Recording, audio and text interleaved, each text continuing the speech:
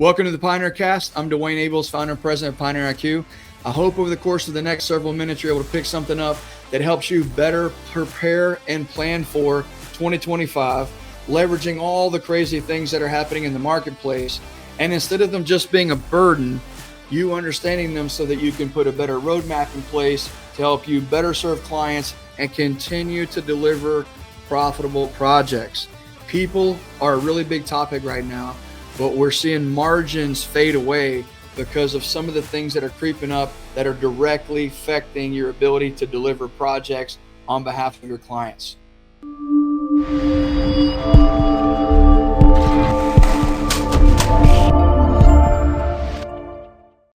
This is a quick update. I'm bringing Keith back.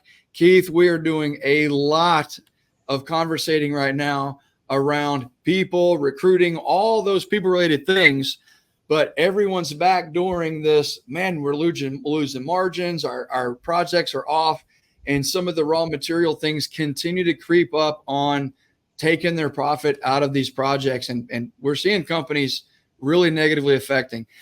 I'm excited to share with the viewers where we're seeing commodity prices right now and what we think they're going to do the rest of this year and into 2025. And for some people, it's probably not going to be great news. It's our job to deliver it. So I'm appreciative that you're joining us and helping us through that.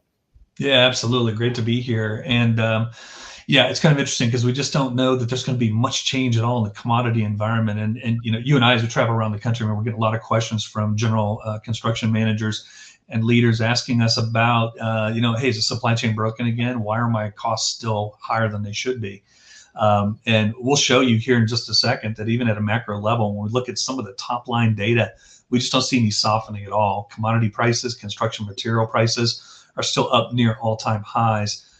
Even when we look at it compared to the long-term trend, there's just no movement there at all.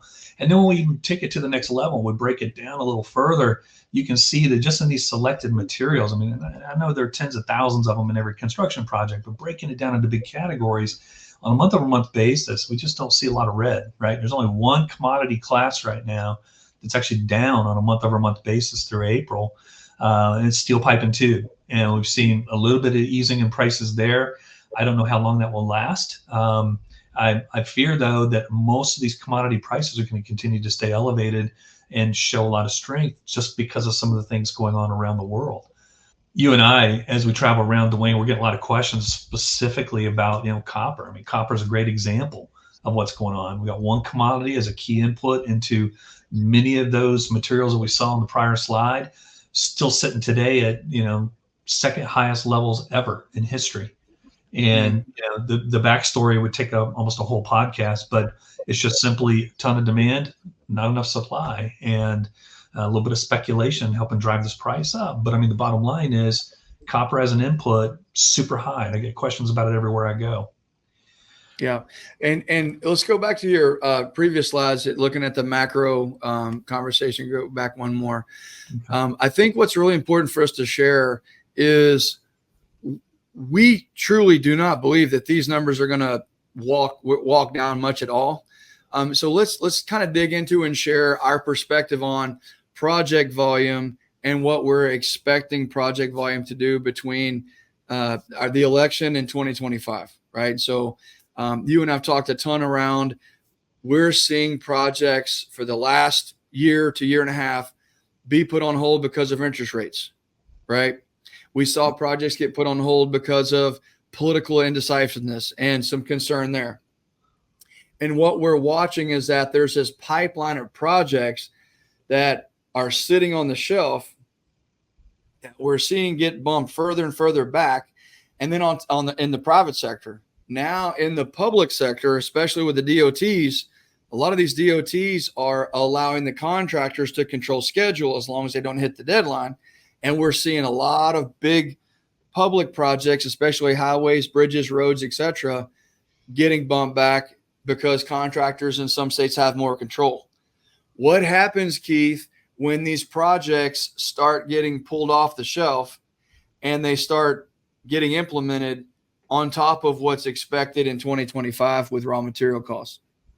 Yeah, I mean, 2025 is going to be an interesting year because a lot of people will say a lot of clients, I would say the best way to say it, people who are going to conduct projects and do projects are basically saying that, they're waiting until after the election. But what they're really saying, if you dig down, is we're going to wait to see what the Federal Reserve does. And if the Federal Reserve starts with at least a 1/4 point cut, and we think right now our forecast is that we get 1/4 point cut in December. And typically what we've heard is that you get that 1/4 point cut, and then you start to see a lot of design and planning activity really kick off immediately after that. Yeah. Because they know that the next series of cuts is coming right behind it. And right now the Fed is forecasting at least a full point cut in across 2025.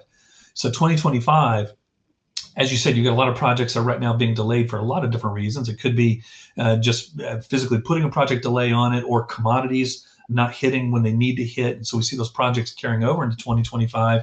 We've still got 2 ongoing wars. You've still got recovering global economies like throughout Asia and Europe. We're seeing industrial sectors start to expand. All that creates demand for commodities. And so I don't think we get a tremendous amount of relief in the commodity sector for the rest of this year or even into 2025, unless, DeWayne, sort of the unpleasant side of things happen, where we do get a deep recession. If we get a recession, obviously, then everything resets. But without that cooling off and a drop in overall activity, which none of us wants, we're going to be dealing with these higher commodity prices. Well, there's certainly a bunch of influences coming from within the U.S., but there's a ton of influences that are driving raw material prices overseas. China's building a lot of stuff. We hear a lot of these things, in media or in social media, obviously out of the U.S. control. But I do think it's concerning. I mean, I don't know any construction company at all right now in the public or private sector who's saying, wow, we're really needing some work. I mean, if anything, going back to our percentage of people being out over their skis, people are out over their skis and what they can deliver and what they've bought off on. And I just don't see much relief at all. If anything, it's going to get worse moving forward into 2025. So I'm hoping that people start to get a little more selective with what they choose to do. We're starting to see that turn for the first time in a long time, because it's not going to be pricing that makes your decision. You're going to have to make this decision on your own, because the market's proven that it's going to run right through a lot of different barriers. Yeah. I mean, again, there are all kinds of reasons why you could see some headwinds being created right now. And many of us have predicted. I mean, the joke about economists like me is that, we predicted about, 8 of the last 4 recessions. And that's kind of been what we've been doing over the last, year and a half now, is just waiting on that downturn. It just isn't coming. And we just continue to see growth. Especially in like the manufacturing sector. You and I have talked many times about growth in construction manufacturing and continuing to build in the U.S. and global supply chain issues right now are even pushing it faster to the U.S. We had a brand new election in Mexico, and that election kind of went a little bit left, and it's going to be very difficult to operate down there. And so we're going to start to see even more manufacturing get pushed into the U.S. But that's a completely different podcast. But the bottom line is we just don't see a lot of commodity price relief on the horizon. We just don't know what the mechanism is. We don't know what the catalyst is to help commodity prices come down. Yeah, I think, what does this mean for you? What are our recommendations? Specifically, we would urge you to spend some time specifically in your pre-con and estimating department digging down into what your forecasts are specifically with raw materials. Where so much margins being eroded right now because these are not being forecasted correctly. And the challenge that executives are finding themselves in right now is that they're spending all of their time on the people issue. Without people, none of this works. So I'm not saying to stop doing that, but I do think that a lot of leaders, especially in the construction space, really need to spend some time forecasting what they think their costs are going to be. Bring in the CFO, bring in a lot of your experts on your team, and make a holistic decision on what you think you need to be doing for your project forecast and your raw material pricing. It's really eroding profit right now. Yeah, DeWayne, the last thing I was going to comment on is just exactly what you were just talking about. If we go back and you run that same playbook that you did during the global supply chain crisis, we're kind of coming back into a mini version of that one more time. So having working with suppliers and understanding how that supplier's commodity orders, how exposed they are to like global markets. Because right now, if they're ordering anything from Asia, look at these prices to ship something from Asia. So right now, a container moving from Shanghai to LA is up 193% from where it was a year ago. And that's based on price increases that still haven't even taken full effect. So they're still going to go north of this.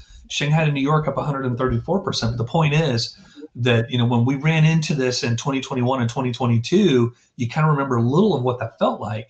And today we can get the materials. We're not seeing material shortages, but your cost of transportation, because of things going on in the Red Sea, is much higher than it was a year ago. And so again, understanding and working with those suppliers to understand your exposure, to understand where your costs are going, real important conversation to have right now. I've told this to at least to every management or executive team we've worked with the last year. What pre-con and estimating leaders are having to deal with, what executives and managers are having to deal with right now in creating a profitable environment to deliver projects, they're literally getting a PhD. We did not have these issues in history. Like, we have not seen the magnitude of this many factors impacting GC specifically, but even mechanicals and electricals and all the other trades that we work in. It's tough. I actually, my heart goes out to these guys, man. I mean, there are men and women who are leading these companies and teams that are burying a load that it's wearing them out. And I feel like, you know, in a little way, this is kind of fueling the fire, but we're just trying to make people aware of what to be concerned about.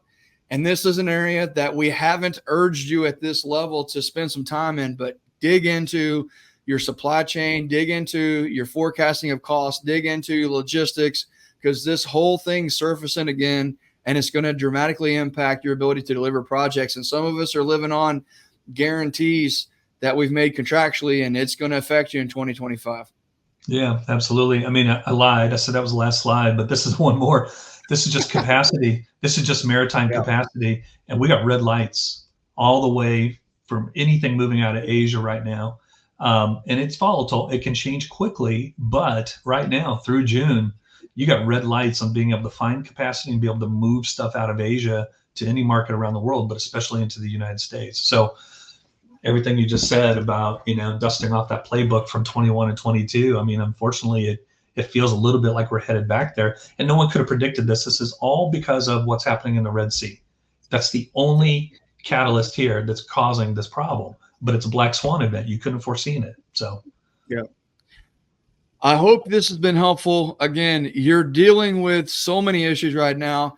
Our world is great in a lot of ways, but we have so many things that you're required to manage and lead through as an executive. Again, this is one topic that we're concerned about as you start to think about how to prepare for 2025, your pre-con, your estimating forecast, and how you're going to deliver your pricing structure and even your projects.